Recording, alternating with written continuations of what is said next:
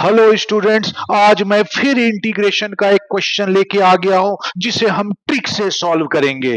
तो क्वेश्चन ये रहा, cos x upon sine 3x इस पूरे का इंटीग्रेशन। तो सब जगह तुम इसका सॉल्यूशन देखोगे कि साइन 3x का फॉर्मूला साइन x के टर्म्स में लगा दिया गया है, फिर साइन x को t रख के सब्स्टिट्यूशन मेथड से इसका इंटीग्रेशन निकाला गया है। लेकिन हम तो ट्रिक के किंग हैं, तो हम इसे दूसरे तरीके से सॉल्व करेंगे। तो मेरा ट्रिक देखो। तो सबसे पहले मैंने न्यूमरेटर और डिनोमिनेटर को साइन एक्स से मल्टीप्लाई कर दिया है, साथ ही 2 से भी मल्टीप्लाई कर दिया है। अब 2 साइन एक्स कॉस एक्स को मैंने साइन 2x लिख दिया है और नीचे 2 sine c into sine D का फॉर्मूला लगा दिया है। तो तुम ट्रिगो में देखोगे कि इसका फॉर्मूला होता है कॉस एंगल का सबट्रैक्शन माइनस कॉस एंगल का एडिशन। तो डिनोमिनेटर में हो जाएगा cos 2x minus cos 4x। अब न्यूमरेटर में साइन 2x है जो कॉस 2x का डिफरेंशिएशन होता है, और डिनोमिनेटर में कॉस 2x यहां पर है और कॉस 4x को हम cos 2x के टर्म्स में रिप्रेजेंट कर सकते हैं। तो सब्स्टिट्यूशन मेथड से ये सॉल्व हो जाएगा। तो इस तरह से आगे के 3-4 स्टेप जैसे मैंने सोचा है वैसे ही तुम्हें भी सोचना पड़ेगा, तो इंटीग्रेशन आसान हो जाएगा। तो अब मैंने cos 4x में हाफ एंगल फॉर्मूला लगा दिया, तो इसे मैं लिख सकता हूं 2 cos स्क्वायर 2x माइनस 1, ये ब्रैकेट के अंदर रहेगा। तो ब्रैकेट जब ओपन करूंगा तो डिनोमिनेटर में मेरे पास एक्सप्रेशन आ जाएगा cos 2x minus 2 cos square 2x plus 1। अब मैं cos 2x को t रख देता हूं और दोनों तरफ x के रेस्पेक्ट में डिफरेंशिएट करूंगा, तो मुझे मिलेगा minus sine 2x into 2 equal to D T by D X. तो dx की वैल्यू मेरे पास आ गई D T upon minus 2 sine 2x।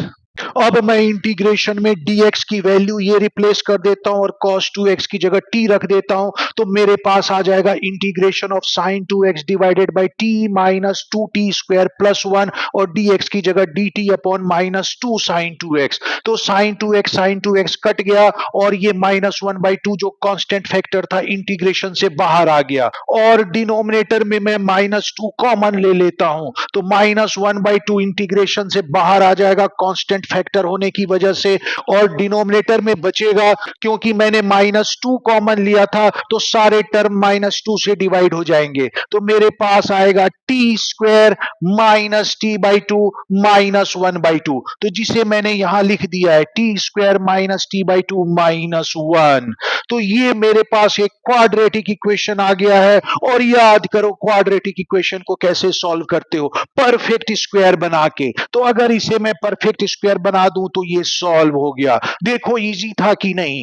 तो अब परफेक्ट स्क्वायर कैसे बनाते हैं, मिडिल टर्म का जो कोफिशिएंट है 1/2 उसके हाफ का स्क्वायर मतलब 1/4 का स्क्वायर हम ऐड करते हैं, लेकिन हम अपनी मर्जी से कोई चेंज नहीं कर सकते, तो जितना ऐड किया था उतना ही सब्ट्रैक्ट भी करना होगा। तो इस तरह से ऐड और सब्ट्रैक्ट करने के बाद डिनोमिनेटर ये बन गया।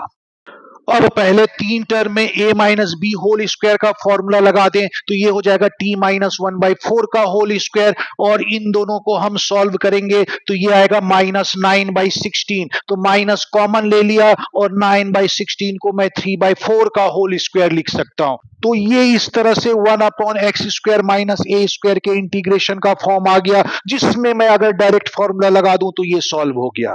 तो फॉर्मूला लगाने के बाद मेरे पास एक्सप्रेशन आएगा 1/4 इंटू 1/2a। तो 2 इंटू a है 3/4, तो ये हो जाएगा 3, और बाई 4 जो है वो मल्टीप्लीकेशन रूल के हिसाब से न्यूमरेटर में जाकर मल्टीप्लाई हो जाएगा, इंटू लॉग ब्रैकेट में x माइनस a मतलब t minus 1/4 minus 3/4 divided by x plus a मतलब t माइनस 1/4 प्लस 3/4। तो फॉर्मूला लगाने के बाद ये इंटीग्रेशन का फॉर्म आ गया। अब देखो 4 से 4 कट गया, यहां 1/6 बचेगा। लॉग के अंदर का एक्सप्रेशन सॉल्व कर दूं तो ये हो जाएगा न्यूमरेटर में t माइनस 1 और डिनोमिनेटर में t plus half plus c। अब मैं डिनोमिनेटर में एलसीएम ले लूं तो डिनोमिनेटर हो जाएगा 2t प्लस 1, और जो एलसीएम है वो न्यूमरेटर में जाके मल्टीप्लाई हो जाएगा। तो मैं इसे लिख सकता हूं 1/6 log 2 ब्रैकेट में t minus 1 divided by 2 plus 1 plus c। अब यहाँ पे 2 देखो एक कांस्टेंट फैक्टर के फॉर्म में प्रेजेंट है, तो यहाँ पे मैं log m इंटू एन का फॉर्म लगा सकता हूं। तो मतलब वो हो जाएगा log 2 प्लस log ब्रैकेट में t minus 1 upon 2t plus 1।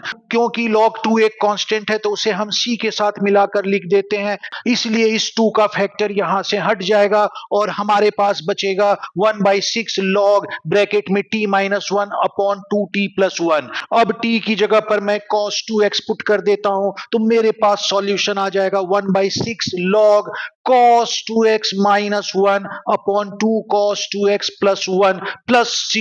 और इस तरह से ये सॉल्व हो गया। अब इसे फर्दर और cos 2x का फॉर्मूला लगा के सॉल्व करोगे तो तुम्हें वही आंसर मिल जाएगा जो कि बुक्स में दे रखा है। तो इस तरह से जब तुम सॉल्यूशन के लिए डिफरेंट थॉट प्रोसेस स्टार्ट करोगे तभी तुम्हारी मैथ्स में इंटेलिजेंस बढ़ेगी, मैथ्स तुम्हें आसान लगेगा और इंटरेस्टिंग लगेगा और आनंद भी आएगा।